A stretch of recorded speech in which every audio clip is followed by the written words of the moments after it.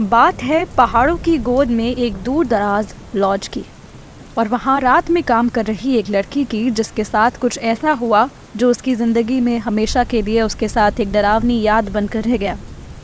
वो याद जो आसानी से पीछा नहीं छोड़ती और बंद आंखों के पीछे फिर जिंदा उठती है। नमस्ते आप सभी को, मेरा नाम है श्वेता। इस वीडियो के अंत तक जैसे जैसे ये तस्वीर पूरी होगी वैसे वैसे कहानी और तस्वीर होगी इस स्टोरी के दिल दहला देने वाले क्लाइमैक्स की। तो ये कहानी शुरू होती है गायत्री नाम की एक रिसेप्शनिस्ट से जो कसोले की दिलकश वादियों के बीच वैली में बने लेक व्यू लॉज में काम कर रही थी। शहर से दूर, काम की कमी और जिम्मेदारियों का बोझ, कुछ यही रीजंस थे जिसकी वजह से गायत्री ने लॉज में नाइट शिफ्ट के लिए हाँ कर दी। आधी रात हो चुकी थी, हवा तेज थी, उस रात तूफान की फोरकास्ट हो चुकी थी। पेड़ ऐसे झूम रहे थे जैसे हवाओं से बारिश के जाम पी लिए हों।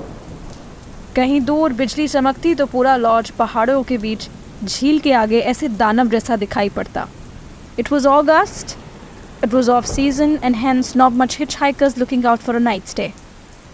गायत्री की आंखें लगने ही वाली थी कि अचानक उस भयानक रात में से दो लोग लॉज की तरफ आते हुए उसे दिखे। एक आदमी, एक औरत। उन्हें देख के नहीं लग रहा था कि वो उस रात में उस जगह आनी चाहिए या उन्हें वहाँ होना चाहिए था। वो दोनों ज़रूरत से कुछ ज़्यादा ही लंबे थे, इसलिए थोड़े और अजीब लग रहे थे और लॉज के सन्नाटे में डरावने से भी लग रहे थे। वो दोनों गायत्री के पास आते हैं जो कोशिश कर रही थी कि उन्हें स्माइल दे पाए, but she was too lost in looking at them. आदमी ने उसके पास आकर बोला कि उन्हें रात के लिए एक कमरा चाहिए। गायत्री ने फटाफट रजिस्टर निकाला और एक छोटा सा चेक इन फॉर्म उन्हें भरने के लिए दे दिया। वो आदमी ही फॉर्म भर रहा था। Gayatri couldn't help but behave like a typical receptionist, to stare and just gawk. वो आदमी ने एक पुराना सा कोट पहना था, हल्का भीगा हुआ फ्रॉम द शोल्डर्स। उसके बाल उसके माथे को ढक रहे थे, लेकिन फिर भी एक निशान उन गीले बालों से झाँक रहा था। There was a scar. वही औरत पीछे खड़ी थी, थोड़ी सहमी हुई। उसने भी एक वाइट गाउन पहना था और एक बड़ा सा चंकी पर्ल नेकलेस जिसे वो बार बार अपने हाथों से एडजस्ट कर रही थी, जैसे वो उसे चुभ रहा हो। जैसे ही उन्होंने फॉर्म भरा, गायत्री ने एक रूम सर्विस बॉय को बुलाया और कहा, रूम नंबर 302।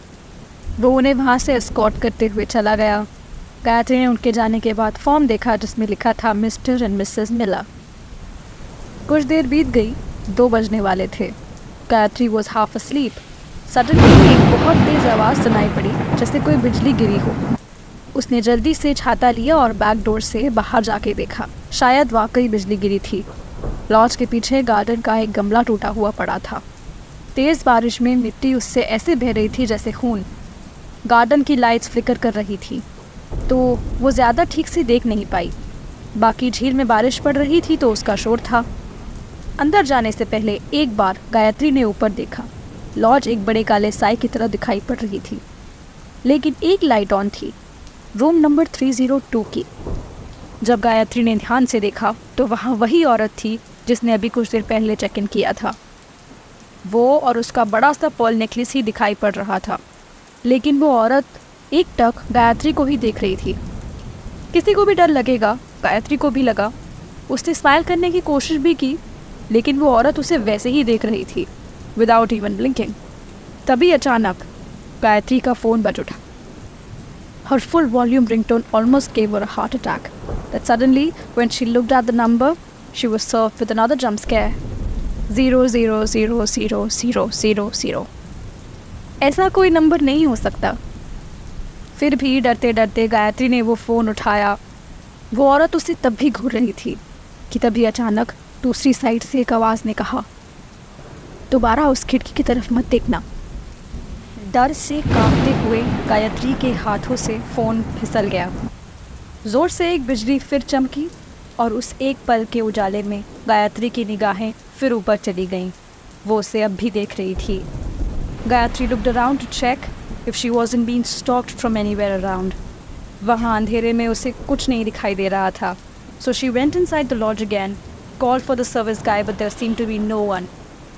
तभी गायत्री ने अपनी टेबल पे रखा एक पेन स्टैंड उठाया फॉर सेल्फ डिफेंस और खुद ही रूम नंबर 302 की तरफ चली गई। उसे डर तो बहुत लग रहा था, खून भी जम रहा था, लेकिन गायत्री को वहाँ से जाके ये देखना ज़रूरी था कि रूम नंबर 302 में क्या हो रहा था।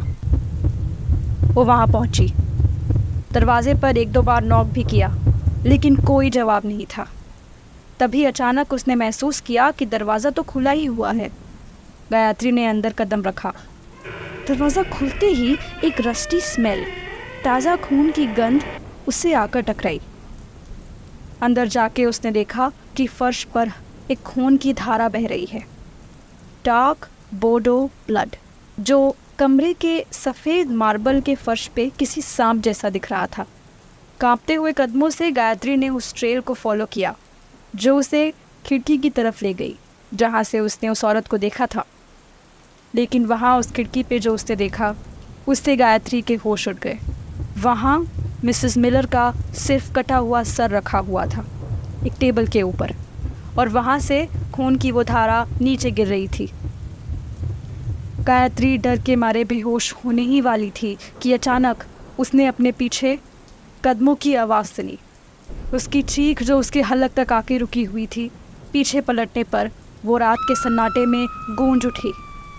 वो आदमी यानी मिस्टर मिलर, उसके हाथ में एक बड़ा सा चाकू था और वो गायत्री पे हमला करने को तैयार था। उसके चेहरे पर एक डरावनी सी मुस्कान थी, मानो वो जानता था कि गायत्री वहाँ आने वाली है।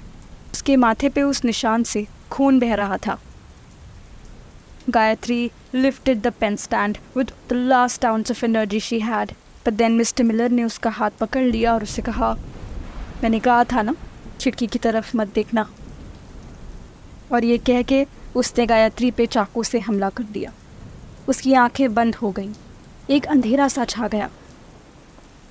सुबह हुई और सुबह की रोशनी फिर गायत्री की आंखों को खोलने में जुट गई। गायत्री का पूरा शरीर दर्द कर रहा था। उसने ऊपर देखा तो पाया कि वो अपने बॉस और साथ ही कर्मचारियों से घिरी हुई थी। सब उसे गुस्से से देख रहे थे। वो वहीं पर थी जहाँ पिछली रात बेहोश होकर गिरी थी। कहीं पर खून का कोई नामो निशान नहीं था। उसका बॉस पहले तो उस पर चिल्ला के बोला, तो तुम रूम में सो रही थी on your night shift. Gayatri ने उससे कहा कि नहीं, और बीती रात की सारी कहानी उसे सुनाई, जिससे सुन के सब हंसने लगे। तभी गायत्री ने बोला कि राजू, वो जो रूम सर्विस वाला लड़का था जिसने मिस्टर एंड मिसेस मिलर को एस्कॉर्ट किया था, उससे पूछो। होटल स्टाफ ने बताया कि ना ही उन्हें मिस्टर एंड मिसेस मिलर के नाम का कोई चेक इन फॉर्म मिला है, और ना ही राजू, जिसकी वो बात कर रही थी, पिछले 3 रातों से काम पे आ रहा है। उसका वहीं पे किसी हाईवे पे एक्सीडेंट हुआ है। बस इतनी सी बात स्टाफ को पता थी। गायत्री वहाँ से उठी और सबसे पहला काम किया अपनी नौकरी से रिज़ाइन। जो भी उसने देखा था, सहा था, वो सब देखने के बाद कोई भी इंसान दोबारा ये रिस्क नहीं ले सकता था। गायत्री ने अपना सामान कलेक्ट किया और वहाँ से चली गई। चलते चलते अचानक उसे अपने हाथ में कुछ गीलापन महसूस हुआ और कल रात वाली खून की वो गंध दोबारा आने लग गई। उसने देखा कि उसके हाथ ताज़ा खून से सने हुए थे। क्या हुआ होगा? ये राजू कौन था? आपको ये कहानी कैसी लगी? आपको ये तस्वीर कैसी लगी? प्लीज़ कमेंट सेक्शन में ज़रूर बताइएगा, क्योंकि ये चैनल नया है और आपके लिए ऐसी बहुत सारी कहानियाँ और ऐसी बहुत सारी तस्वीरें इंतज़ार कर रही हैं। Please subscribe, like and share with your friends if you enjoyed. Take much care of yourselves. Namaste.